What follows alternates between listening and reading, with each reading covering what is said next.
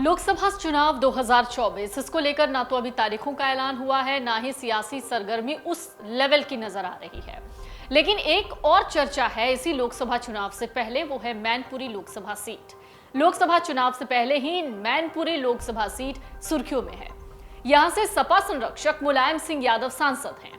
अब उनके भाई और प्रसपा संस्थापक शिवपाल यादव ने इस सीट पर नजर गड़ा रखी है।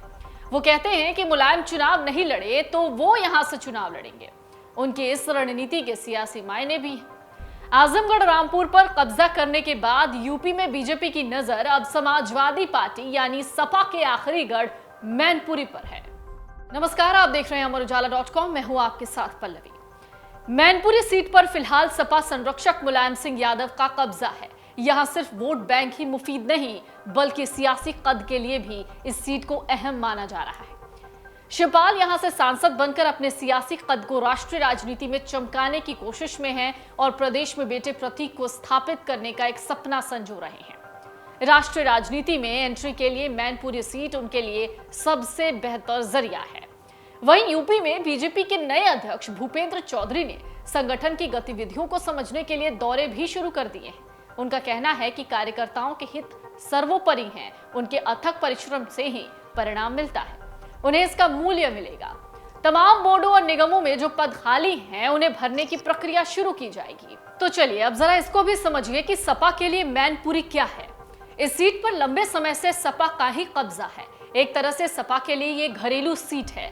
साल 1989 और 1991 में जनता दल से उदय प्रताप सांसद बने, लेकिन साल 1996 में मुलायम सिंह यादव यहां से पहली बार सांसद चुन लिए गए। तब से अब तक हुए 9 लोकसभा चुनाव में यहां से सिर्फ सपा जीतती आई है।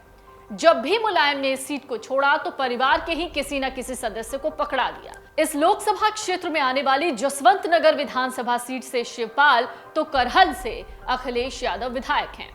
किशनी विधानसभा सीट पर सपा के ब्रजेश कठेरिया तो भोगांव से भाजपा के राम नरेश अग्निहोत्री और मैनपुरी सदर से भाजपा के जयवीर सिंह विधायक हैं। तो मैनपुरी सीट के समीकरण को भी अगर आप समझना चाहते हैं तो उसे कुछ इस तरीके से समझ सकते हैं कि इस सीट पर लगभग 17,03,000 वोटर हैं। इनमें करीब 40% यादव हैं। राजपूत, चौहान, भदौरिया सहित अन्य अगड़ी जाति करीब 29% है। बाकी में शाक्य और मौर्य 15% हैं। इसके बाद मुस्लिम और दलित आते हैं। तो कुल मिलाकर कह सकते हैं कि लोकसभा चुनाव से पहले ही मैनपुरी सीट अब सुर्खियों में आ चुकी है और इसकी सबसे बड़ी वजह है शिवपाल सिंह यादव का स्टेटमेंट। डाउनलोड करें अमर उजाला ऐप और पाएं खबरें लगातार।